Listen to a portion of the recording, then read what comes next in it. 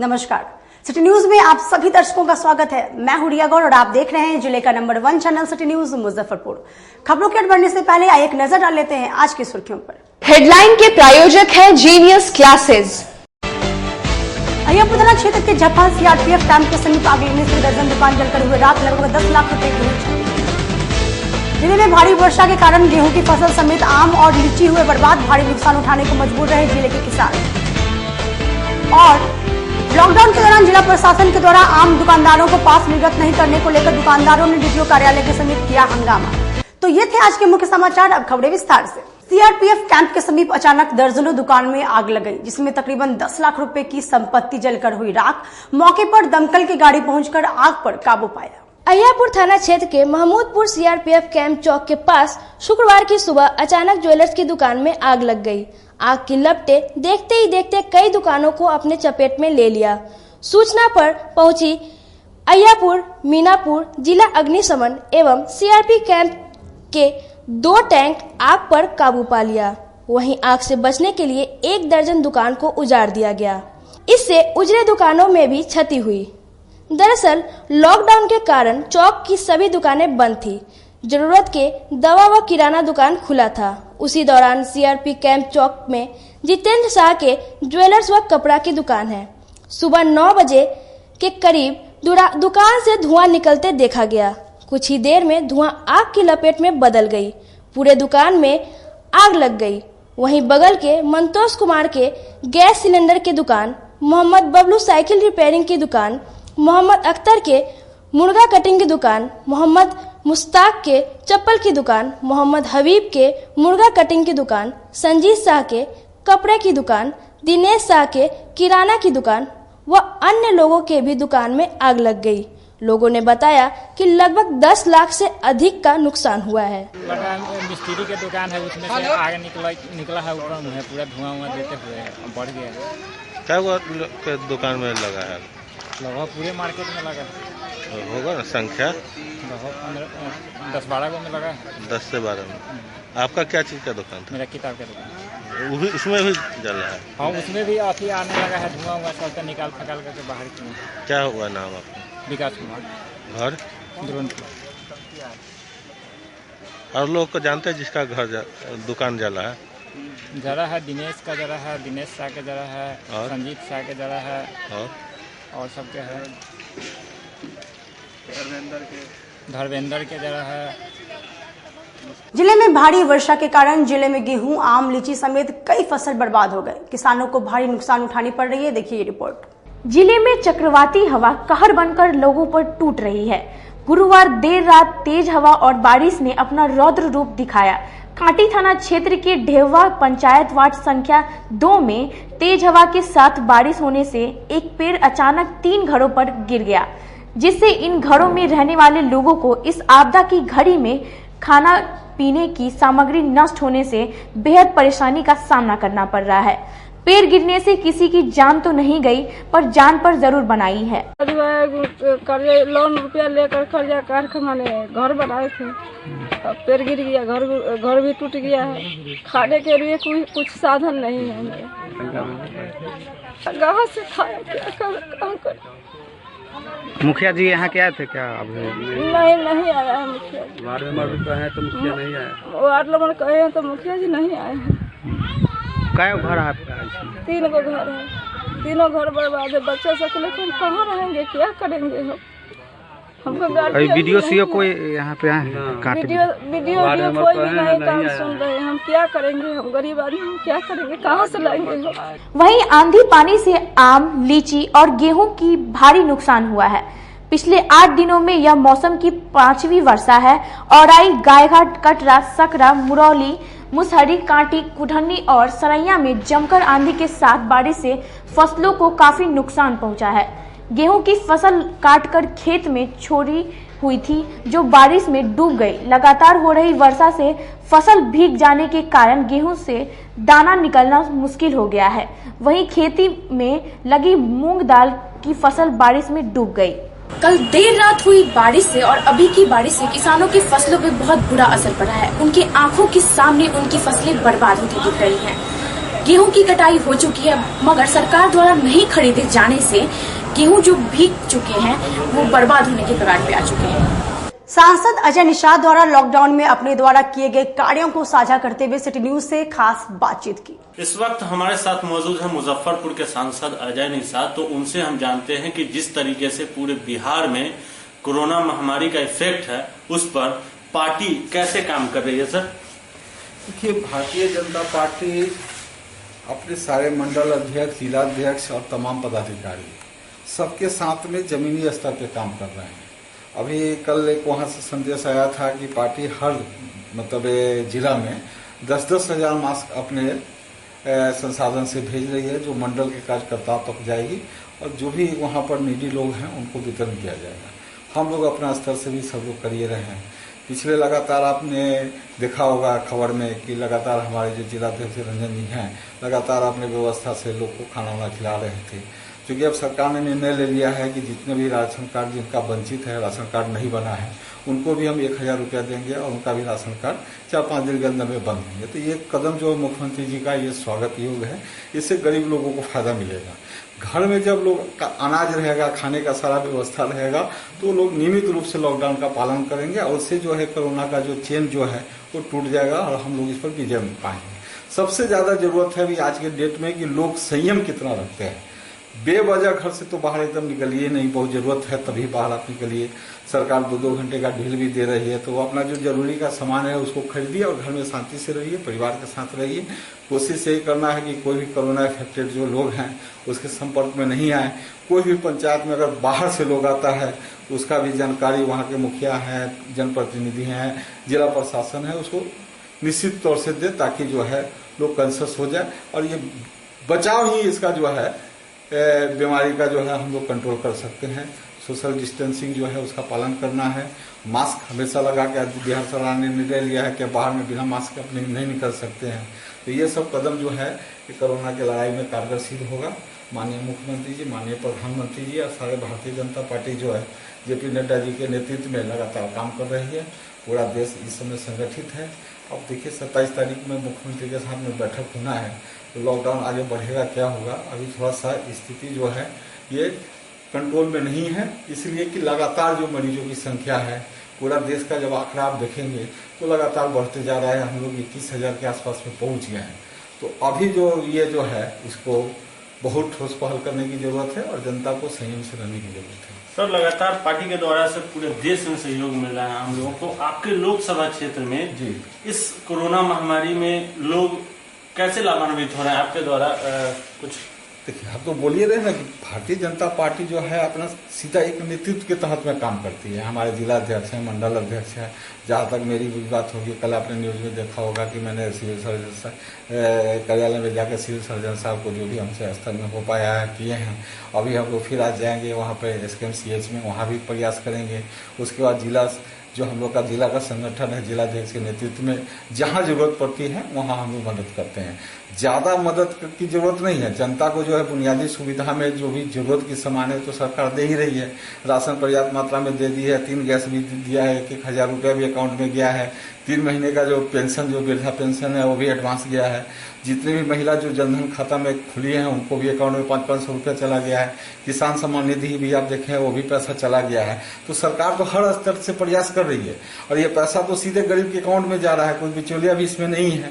तो लोग को थोड़ा सा धैर्य रखने की जरूरत है और सबसे बड़ी बात है कि प्रधानमंत्री नरेंद्र मोदी पे भरोसा करने की जरूरत है। बिल्कुल, तो साफ तौर पे पूरे देश में जिस तरीके से कोरोना की संख्या बढ़ रही है, कहना कुछ मुश्किल है कि यह संख्या बढ़कर कहां तक जाएगी। हालांकि ये क्वेश्चन और रहेंगे सर कि लगातार विरोधियों के द्वारा कहा जाता है कि सांसद जी का जो क्षेत्र में है वो वहां उनका बहुत क्षेत्र में कम दिखता है और जो राहत कार्य के काम है वो बहुत कम दिखती है। दूसरा कोई कर रहा है तो बताइए ना। पूरे देश में ईमानदारी से जमीन स्तर पे अगर कोई काम कर रहा है कोई पार्टी तो सिर्फ भारतीय जनता पार्टी कर रही है। आप भी तो न्यूज चैनल में देख रहे हैं, सब दिन देख रहे हैं। बाकी पार्टी तो दूर दूर तक कहीं नहीं है। ग्रास रूट में जो भी काम कर रहा है बीजेपी ही कर रहा है और कोई नहीं कर रहा है। जहां तक मेरा सवाल है, लॉकडाउन से पहले मैं हर शनिवार रविवार को तो मुजफ्फरपुर 5 साल से रहा हूँ। जिनको जरूरत है मेरा दरवाजा खुला हुआ है।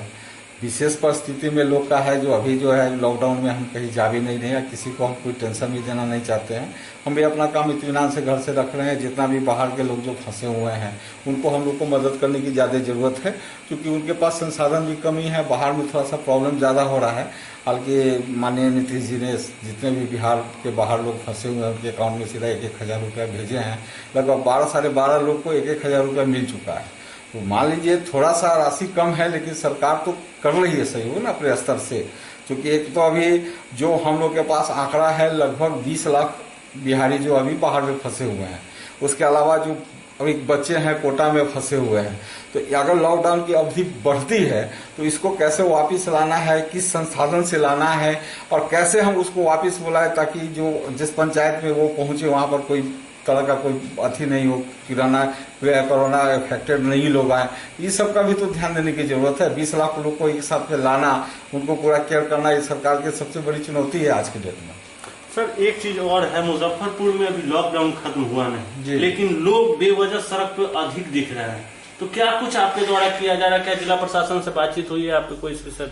देखिए, जिला प्रशासन तो लगातार काम कर रही है। जिला प्रशासन तो यहाँ पर जिला में आप देख रहे हैं कि 4 बॉर्डर सील किया हुआ है। हम तो बार बार यही आग्रह कर रहे हैं कि बाहर में कोई भी आदमी आता है तो इसका इन्फॉर्मेशन कीजिए। जितने भी लोग जो हैं, खासकर युवा वर्ग हैं जो बेवजह से रोड पे निकलते हैं, तो उनको अगर जरा सी भी लापरवाही होगी तो वो तो अपने परेशान होंगे, सारा उनका घर परेशान होगा, आसपास के जितने भी रिलेशन के लोग हैं प्लस गांव सब लोग इफेक्टेड हो जाएंगे। एक आदमी के कारण जो है पूरा गांव, उनका पूरा परिवार। और उसमें सबसे बड़ी बात क्या है कि जो 60 प्लस के ऊपर लोग हैं, जिनकी उम्र 60 साल से ज्यादा है, अगर वो कोरोना का इफेक्टेड हो जाते हैं तो उनकी बचने की संभावना बहुत कम रहती है। 30 साल से जो नीचे लोग हैं उनको कोरोना हो जाता है तो स्वस्थ हो जाते हैं, लेकिन 60 साल से ऊपर में उनको अगर मल्टी डिजीज हैं, उनको अगर बीपी है, डायबिटीज है, अदर कोई बीमारी है, तो उनकी बचने की संभावना बहुत कम है। तो आप अपने लापरवाही के कारण पूरे परिवार को जो संकट में डाल रहे हैं, उन जितने युवा हैं उनसे हम यही आग्रह करेंगे कि लॉकडाउन का पालन करें और घर में रहें। बाहर घूमिएगा, अभी आपका परिवार इफेक्टेड होगा और आपका परिवार खत्म हो जाएगा। बिल्कुल सर, एक और लास्ट क्वेश्चन है मेरा कि जो मुजफ्फरपुर के छात्र हैं जो बाहर लॉकडाउन में फंस गए, तो आपके द्वारा क्या कुछ प्रयास किया जा रहा है? देखिए, इसलिए तो माननीय मुख्यमंत्री जी का जो सोच रहे हैं कि अभी तक में तो कोई पॉजिटिव नहीं है, लेकिन इससे पहले जो है मध्य प्रदेश सरकार भी बच्चे को वापस बुलाई है। और अभी आज के न्यूज में हमने देख रहा था कि हरियाणा सरकार भी वापस बुलाने के लिए बस भेजी है।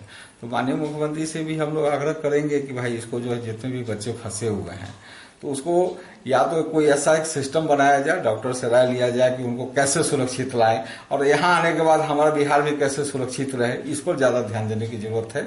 तो एक सिस्टम बनाना ऐसा पड़ेगा कि बच्चे भी आ जाए और हमारा बिहार भी सुरक्षित रहे।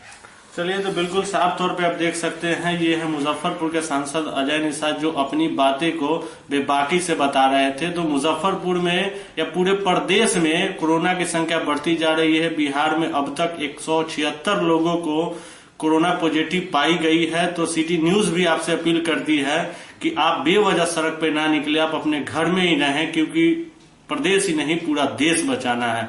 मैं अपने सहयोगी विकास के साथ सोनू शर्मा, सिटी न्यूज मुजफ्फरपुर। संपूर्ण लॉकडाउन 2.0 के दौरान शहर में नहीं दिख रहा है लोगों में सोशल डिस्टेंसिंग का मतलब। सुबह 7 बजे से 9 बजे तक आम दिनों की तरह भीड़ जुटती है।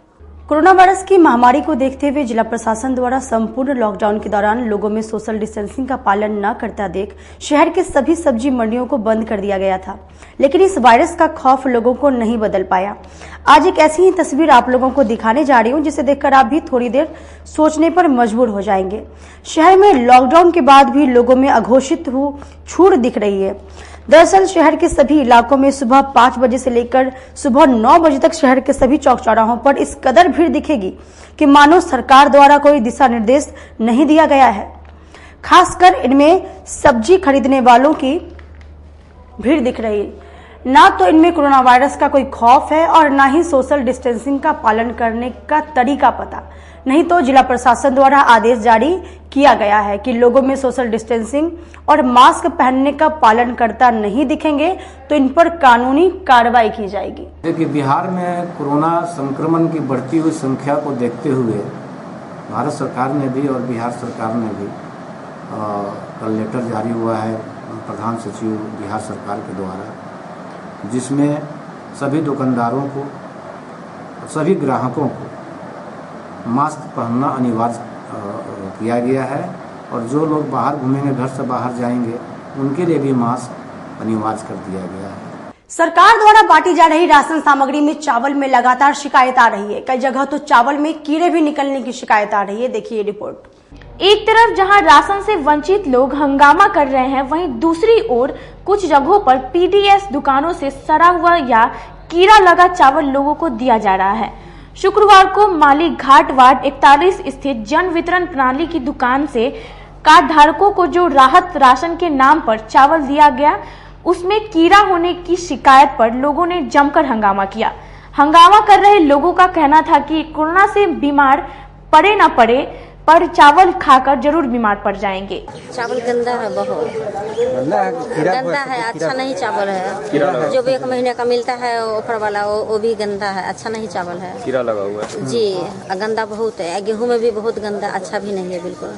क्या नाम हुआ आपका? मेरा नाम जहीला खातून। कौन वार्ड है? 41 है। पहले भी ऐसा मिलता था कि आज ही मिल रहा है? ऐसे हमेशा मिलता है, 2-3 बार उसने मिला तो जो ही मिला अच्छा मिला था, इसके बाद अच्छा नहीं मिलता है। चावल एकदम कीड़ा है, एकदम सड़ा हुआ चावल है, बुझाता है खाने लायक कि खाएगा तो बीमारी पैदा हो जाएगा ऐसा चावल से। ये चावल न लेने से क्या फायदा? सरकार कहती है कि चावल मिल रहा है, ऐसा चावल मिल रहा है कि लोगों को बीमारी पैदा कर देगा। वही मोहम्मद मोजीबुर रहमान का कहना है कि एफसीआई से जो अनाज वितरण के लिए प्राप्त हुआ है, हम वही तो बांटेंगे। हम लोग को पहुंचा के मिलता है राशन, उसमें तो हमारी कोई गलती नहीं है। जो मेरे गोदाम में राशन आवेगा, हम उसी को वितरण करेंगे ना। वहीं एसडीओ पूर्वी डॉक्टर कुंदन कुमार ने कहा कि अगर इस प्रकार की घटना हुई है तो इसकी जांच की जाएगी। नहीं, देखिए एक बात मैं बता दूं कि जितने पुराने लोग आवेदन किए उन सब का रिव्यू करके हम लोग काम कर रहे हैं। अब लोगों का क्या है कि प्रत्येक व्यक्ति, भारत की प्रत्येक जनता को अगर राशन कार्ड चाहिए तो ऐसा क्राइटेरिया नहीं है। जो राशन कार्ड के पात्र लोग हैं उन्हीं को राशन कार्ड मिलना है। ऐसी परिस्थिति में वार्ड पार्षद हो, चाहे किसी कार्यालय हो या कहीं पर भी, अगर वो इस तरह का काम कर रहे हैं तो न केवल इस कोरोना जैसे महामारी का वो लोग उसको इन्विटेशन दे रहे हैं, बल्कि इससे उसका कुछ भला भी नहीं होने वाला है। पूर्व एमएलसी गणेश भारती द्वारा सैकड़ों जरूरतमंद परिवारों के बीच राहत सामग्री का वितरण किया गया। अखाड़ा घाट रोड स्थित पूर्व विधान पार्षद गणेश भारती अपने आवास पर जरूरतमंद परिवारों के बीच खाद्य सामग्री का वितरण किया।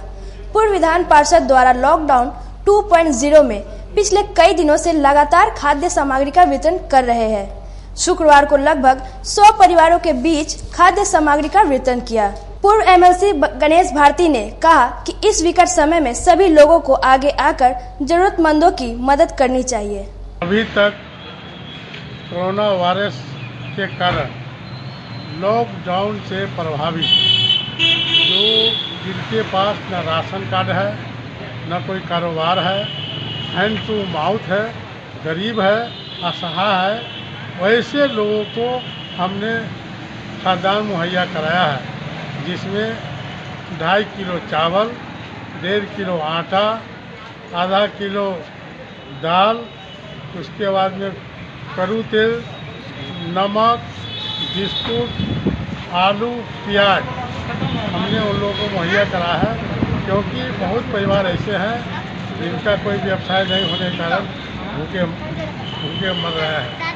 और यह एक मानवता के नाते मैं अपने तरफ से इन लोगों को खाद्यान्न मुहैया कराया है। अभी तक 100 व्यक्ति को हमने खाद्यान्न मुहैया करा दिया है। वक्त एक छोटे से ब्रेक का लेते हैं, एक छोटा सा ब्रेक। तब तक आप बने रहिए हमारे साथ, देखते रहिए city news Muzaffarpur. Career achievers आपके विश्वास पर खरा उतरने वाला कोचिंग संस्थान है। हमारे यहाँ मेडिकल, IIT, जेई तथा फाउंडेशन की तैयारी भी कराई जाती है। इसके अलावे exclusive batch JEE mains, advance की भी क्लासेस चलाई जाते हैं। छात्र छात्राओं को 100% स्कॉलरशिप की भी व्यवस्था है। यहाँ से कितने छात्र छात्राएं सफलता की सीढ़ी चढ़ चुके हैं। Classes taken by top mentors, तो हमारे यहाँ अवश्य पधारें। तो हमारा पता याद रखें, हमारा पता है career achievers, Mithanpura near north point school और हमारा कॉन्टेक्ट नंबर है 8002479735 या फिर आप हमें कांटेक्ट कर सकते हैं 8877430251 पर। सबसे बड़ी बात तो ये है कि हम चाहते हैं कि हमारे इस मिशन में हमारे बच्चे गंगा पार करके उस पार नहीं जा पाए। यही नहीं, मिशन तो तब सक्सेसफुल होगा जब गंगा पार के बच्चे यहाँ एडमिशन लेने के लिए मार करेंगे। इसी आशा के साथ इंस्टीट्यूट तो हम लोग चला रहे हैं, अपने बच्चों को खुश करने की कोशिश कर रहे हैं। बच्चों को मैंने यही कहा है, तुम अपना समय दो, मैं तुम्हें आसमान की बुलंदियों पर पहुंचा दूंगा। शिक्षा के क्षेत्र में अपना एक स्थान बनाने में सफल आवासीय भारतीय इंटरनेशनल स्कूल बच्चों को नर्सरी से लेकर +2 तक की बेहतर शिक्षा देने को लगातार प्रयासरत है। सीबीएसई पाठ्यक्रम पर आधारित यह स्कूल पढ़ाई के साथ साथ खेलकूद और व्यक्तित्व विकास पर विशेष ध्यान दे रही हैं। हमारी मुख्य विशेषताएं हैं छात्राओं के लिए हॉस्टल की व्यवस्था, अनुभवी एवं प्रशिक्षित शिक्षकों द्वारा बच्चों की देखभाल, स्पोर्ट्स और आत्मरक्षा की भी तैयारी दी जाती है। प्रत्येक कक्षा में स्मार्ट क्लास द्वारा शिक्षण की सुविधा, सुसज्जित पुस्तकालय की व्यवस्था, कक्षा 1 से कक्षा 10 तक कंप्यूटर की मुफ्त शिक्षा, सुसज्जित विज्ञान प्रयोगशाला, छात्र एवं छात्राओं के लिए संगीत तथा नृत्य की शिक्षा की अलग अलग व्यवस्था है। अंग्रेजी बोलने की कला की शिक्षा, सीसीटीवी कैमरे से सुसज्जित विद्यालय।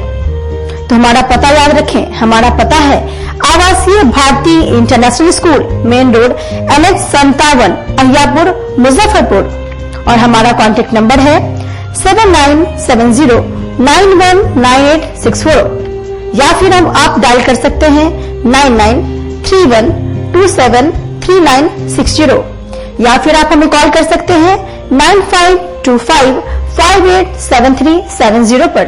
मुजफ्फरपुर की शान और अपने कलाकृतियों से बॉलीवुड के स्टारों में अपनी पहचान बना चुका बाबा की दुकान लहठी भंडार पिछले 50 वर्षों से आपके पसंद का ख्याल रखती है। यहाँ से लाह की बहुरानी सेट बॉलीवुड की स्टार ऐश्वर्या राय ने अपनी शादी में पहनी थी। यहाँ से राजनीतिक गलियारों के नामचीन चेहरों की दुल्हन भी सजी थी। हमारे यहाँ शादी सेट, बहुरानी सेट, जयमाला सेट, लाह के फैंसी आइटम कुशल कारीगरों द्वारा निर्मित कराई जाती है।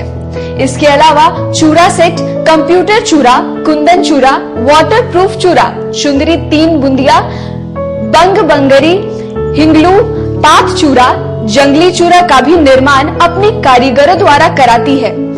यही नहीं, लाह से बनी कान का टॉप्स, रिंग, नथ, गला का हार, मांग टीका, पेन स्टैंड, हाथी, बिछिया, ग्लास, करा भी बनाती है। तो एक बार हमारे यहाँ अवश्य पधारे। बाबा की दुकान लहठी भंडार, इस्लामपुर, मुजफ्फरपुर। हमारा कांटेक्ट नंबर है 9308620444। 40-50 साल से जो हमारी दुकान है, ये बाबा की दुकान लहठी भंडार, समझे ना, पुश्तैनी हम लोग का काम ही है। और हमारे यहाँ जो है जितने भी है, जैसे कि ऐश्वर्या राय के यहाँ लहठी गया, हमारा सचिन के यहाँ गया है, और आपके जो है तेज प्रताप सिंह, अभी लालू प्रसाद के लड़के की शादी हुई है, उसमें भी लहठी भेजा गया था। और हमारे यहाँ जो है ना बहुरानी सेट है, जैसे कि है कुंदन सेट है, और जैसे कि हम लोग जो डिज़ाइन जो है सेलेक्ट करते हैं जो लगन के ऊपर जो है, जैसे कि कस्टमर का चॉइस देखते हैं हम लोग, है उसी टाइप से हम लोग जो है माल तैयार करते हैं। और कलर है मैचिंग, हमारे यहाँ सबसे विशेषता है कि हर तरह के लहंगे का जो है ना मैचिंग तुरंत हैंड टू हैंड हम लोग लगा के दे देते हैं। प्रधानमंत्री नरेंद्र मोदी द्वारा कोरोना वायरस को लेकर पूरे भारत को 21 दिनों के लिए लॉकडाउन कर दिया गया और इस दौरान सभी लोगों को अपने घरों में रहने और सोशल डिस्टेंसिंग के साथ कई बातों का पालन करने का आग्रह किया गया। इसको लेकर रेड क्रॉस सोसाइटी के बिहार सचिव उदय शंकर प्रसाद सिंह ने जिले के लोगों से अपील की है कि लॉकडाउन के दौरान आप अपने घरों में रहें और अपने पूरे परिवार की जान को बचाएं। ये लॉकडाउन आप सभी की जिंदगी को बचाने के लिए किया गया है। मुजफ्फरपुर वासियों को रेड क्रॉस की ओर से बिहार वासियों को, बिहार मोटर ट्रांसपोर्ट फेडरेशन की ओर से, बिहार रेड क्रॉस के वाइस चेयरमैन होने के नाते, मुजफ्फरपुर रेड क्रॉस सेक्रेटरी होने के नाते और विभिन्न सामाजिक संगठन से सीनियर सिटीजन के अध्यक्ष होने के नाते सभी जिला वासियों एवं प्रदेश वासियों को आग्रह है, निवेदन है कि घर में ही रहें और माननीय प्रधानमंत्री जी का जो आदेश है, सरकारी आदेश है, जिला स्तर का, स्टेट स्तर का, उसको पालन करें। जान है तो जहान है। आप स्वयं रक्षा कीजिए, देश का कल्याण कीजिए। आप जागरूक हैं, दूसरे को भी जागरूक करने का काम करें। IITZ, NEET, एम्स, NTSE, जहां किस्मत आजमाते हैं लाखों बच्चे, लेकर करोड़ों सपने, लेकिन उसमें से ज्यादातर योग्य मार्गदर्शन के अभाव में होते हैं नाकामयाब। अब आपको कामयाबी की राह दिखाएगा उत्तर बिहार का अग्रणी कोचिंग संस्थान, जी हाँ, यानी कि जीनियस क्लासेस। देश के कोने कोने से चुनकर आपके शहर मुजफ्फरपुर में जीनियस क्लासेस लेकर आया है अनुभवी शिक्षकों की एक ऐसी टीम जिसने संवारा है हजारों लोगों का कैरियर। जीनियस क्लासेस लेकर आया है 7th, 8th, 9th और 10th क्लास के स्टूडेंट्स के लिए talent search exam, award cum scholarship program और हमारे यंग टैलेंट प्रमोशनल प्रोग्राम का हिस्सा बनते हैं तो आपके लिए है ढेर सारे प्राइजेस। रजिस्टर कीजिए genius talent search exam, award cum scholarship के लिए, जिसके एग्जामिनेशन सेंटर्स होंगे मुजफ्फरपुर, सीतामढ़ी और समस्तीपुर में, जिसके अंतर्गत अगर आप फर्स्ट आते हैं तो आपके लिए है फर्स्ट प्राइज में लैपटॉप, सेकंड आते हैं तो सेकंड प्राइज में है टैबलेट, थर्ड प्राइज है बाइसिकल और फोर्थ प्राइज है बुक्स। तो जल्दी कीजिए और genius talent search exam, award cum scholarship program का हिस्सा बनिए। आज ही GTSE एप्लीकेशन फॉर्म कलेक्ट कीजिए जीनियस क्लासेस फ्रंट डेस्क से या फिर अप्लाई कीजिए ऑनलाइन www.geniusclass.in पे। तो आज ही विजिट कीजिए genius classes, bank of India के ऊपर, पंकज मार्केट, सरैयागंज, मुजफ्फरपुर, या फिर आप हमारे दूसरे ब्रांच में विजिट कर सकते हैं मिठनपुरा चौक, मुजफ्फरपुर, या फिर विजिट कर सकते हैं www.geniusclass.in पे, या आप हमें ईमेल भी कर सकते हैं। हमारी ईमेल आईडी है info@geniusclass.in। हम पढ़ाते नहीं, हम बच्चों में विश्वास जगाते हैं। Christ Jyoti international school, based on CBSE curriculum with co-education. इस स्कूल में प्रत्येक विषयों के लिए अनुभवी शिक्षकों का समूह है। विद्यार्थियों को अलग से ट्यूशन पढ़ने की आवश्यकता बिल्कुल नहीं है। बच्चों को प्रत्येक विषयों के लिए अलग से अतिरिक्त कक्षाएं दी जाती हैं। साइंस और कंप्यूटर लैब की व्यवस्था के साथ उत्तम खेल कूद के लिए बड़ा सा कैंपस भी है। नर्सरी के बच्चों को खेल कूद की विधि से पढ़ाई जाती है। केंद्रीय माध्यमिक शिक्षा बोर्ड पर आधारित पाठ्यक्रम से कक्षा प्ले हाउस व नर्सरी से अष्टम वर्ग तक ये नामांकन प्रारंभ है। तो नामांकन के लिए तुरंत संपर्क करें। हमारा पता है Christ Jyoti international school, Dharmodaya स्थली, माधोपुर सुस्ता, मुजफ्फरपुर। ज्वाइन किया क्राइस्ट ज्योति स्कूल को और यहाँ की व्यवस्था, यहाँ के पेरेंट्स सारे लोग पूरी तरह से बच्चों की पढ़ाई के प्रति जो केयरलेस थे, मैंने उन्हें जागरूक करने की कोशिश किया और उस व्यवस्था को बदलने के लिए मैं हर संभव प्रयास करती हूँ। जहाँ तक हो पाएगा मैं इसे आगे बढ़ाऊंगी। इसे आगे बढ़ाना ही मेरा कर्तव्य है। ब्रेक के बाद एक बार फिर से आप सभी का स्वागत है। आइए बढ़ते हैं अगली खबरों की ओर। पास निर्गत नहीं होने से परेशान दुकानदारों ने DTO कार्यालय के बाहर जमकर जिला प्रशासन के खिलाफ हंगामा किया। लॉकडाउन में जरूरी कार्यों के लिए प्रशासन द्वारा पास दिया जा रहा है। ई पास निर्गत भी हो रहा है। जिले में कहीं भी जरूरी काम से जाने के लिए SDO के द्वारा पास निर्गत किया जा रहा है। अंतर जिला पास DTO के द्वारा दिया जा रहा है। वहीं अंतर्राज्यीय कार्यों के लिए DM द्वारा पास निर्गत किया जा रहा है। पर कहां से और कैसे पास निर्गत होगा, इसकी जानकारी नहीं होने के कारण काफी संख्या में लोग DTO कार्यालय पहुंच गए। इसके बाद ई पास के द्वारा अप्लाई किए जाने की बात सुनकर सभी हंगामा करने लगे और DTO कार्यालय का गेट तक तोड़ने का प्रयास करने लगे। आनंद फानन में वरीय अधिकारी कार्यालय पहुंचे और आक्रोशित लोगों की समस्याओं को सुना।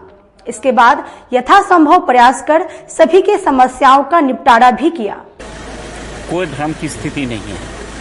ऑनलाइन एप्लीकेशन हो रहा है और ऑनलाइन में बहुत प्रकार के आवेदन आ रहे हैं। सैकड़ों आवेदन हैं जिसमें कि कोई इमरजेंसी टाइप का भी आवेदन दबा रहता है और कोई फालतू टाइप का कि भाई को मिलने जा रहे हैं, नानी को मिलने के लिए जा रहे हैं, इस तरह के भी आवेदन आ रहे हैं।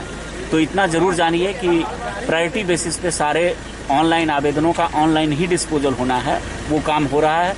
लेकिन अनावश्यक रूप से ऑनलाइन एप्लीकेशन करने के बावजूद भी ये लोग दरवाजे पे डीटीओ कार्यालय के दरवाजे पर हैं, जिससे कि सोशल डिस्टेंसिंग और ये सब का धज्जी उड़ रहा है।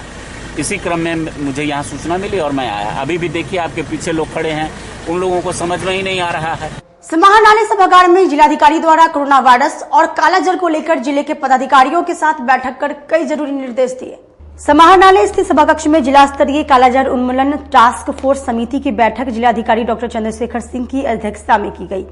जिलाधिकारी ने कालाजार उन्मूलन की समीक्षा की तथा इस कार्यक्रम को सुचारू एवं सफल रूप से क्रियान्वित करने हेतु महत्वपूर्ण निर्देश भी दिए।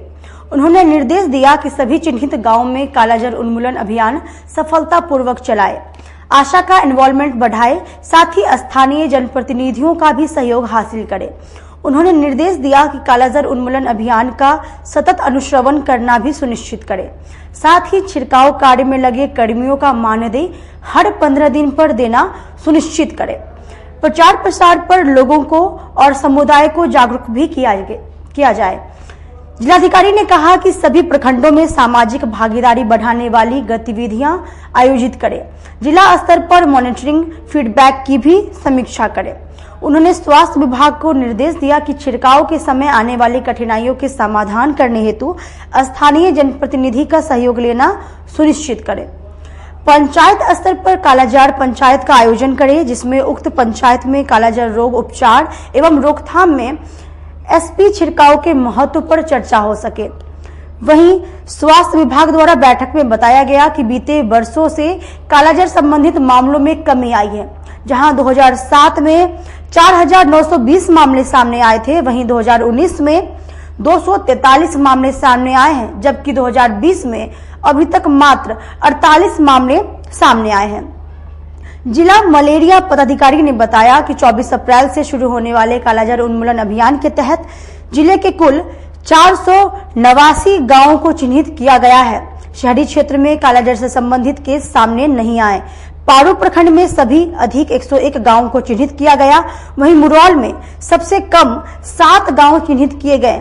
इस दौरान 3,59,035 घरों में छिड़काव का कार्य किया जाएगा। इसके लिए 107 टीमों का गठन किया गया है। इस कार्यक्रम को 2 माह का है। वहीं कालाजार के संबंध में सिविल सर्जन ने बताया कि कालाजार एक गंभीर बीमारी है। यदि बुखार 15 दिन तक रहता है तो निकट के सरकारी अस्पताल में जाकर इलाज कराएं, जहां निःशुल्क चिकित्सा की व्यवस्था सुनिश्चित की गई है।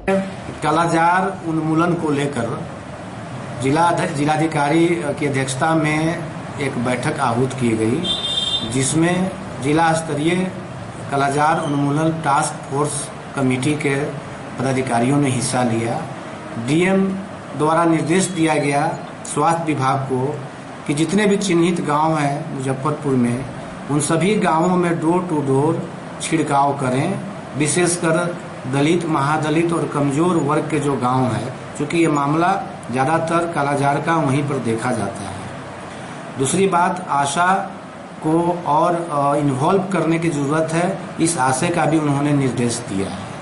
इसके बाद जो बैठक हुई वो कोरोना को लेकर के हुई, जिसमें इस बात पर विचार विमर्श किया गया कि यदि कोरोना का पॉजिटिव केस पाया जाता है तो उस परिस्थिति में जिला प्रशासन द्वारा क्या माकूल व्यवस्थाएं जो की गई हैं उसे कैसे लागू करना है, कैसे धरातल पर उतारना है। जैसा कि आपको मालूम होगा कि बिहार में केसेस की संख्या बढ़ती जा रही है। उसी परिप्रेक्ष्य में ये बैठक की गई और सारे पदाधिकारियों को, स्वास्थ्य विभाग के डॉक्टर्स को, सारे लोगों को अलर्ट मोड में रहने का निर्देश दिया गया है। कोरोना वायरस की महामारी को लेकर पूर्व विधायक केदार प्रसाद द्वारा 25 अप्रैल को महायज्ञ का आयोजन किया जाएगा। शुक्रवार को गोला रोड स्थित रामकृष्ण संकीर्तन आश्रम में पूर्व विधानसभा सदस्य केदारनाथ प्रसाद ने प्रेस वार्ता आयोजित कर आश्रम में शनिवार को कोरोना महामारी के असर को कम करने के उद्देश्य से हवन महायज्ञ करने की जानकारी दी। पूर्व विधायक केदार प्रसाद ने बताया कि हवन महायज्ञ से प्रदूषित वायुमंडल की शुद्धि होती है।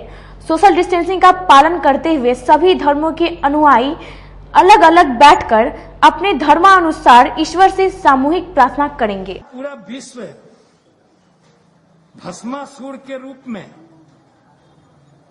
कोरोना वायरस के नाम से संतप्त है, भयक्रांत है।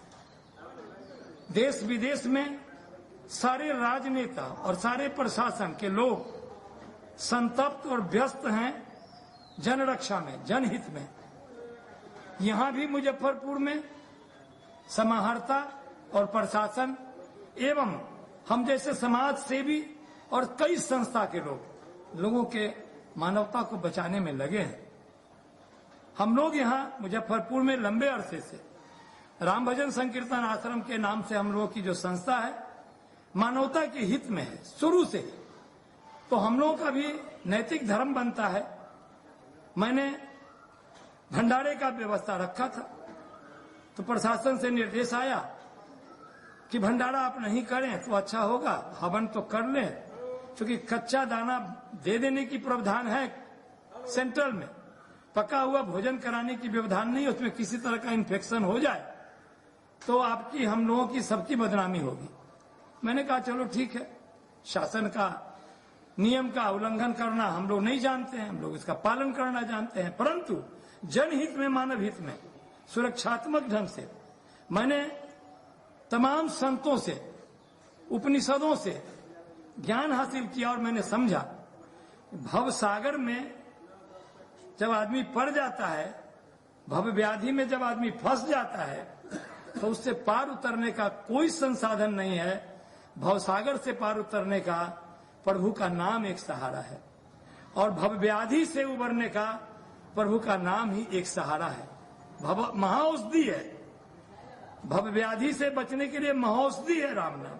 हम लोग इसका अनुसरण किया और इस पर सत्यता के साथ हम लोगों ने अनुभव किया, कोई है वही जो राम रुचि रखा।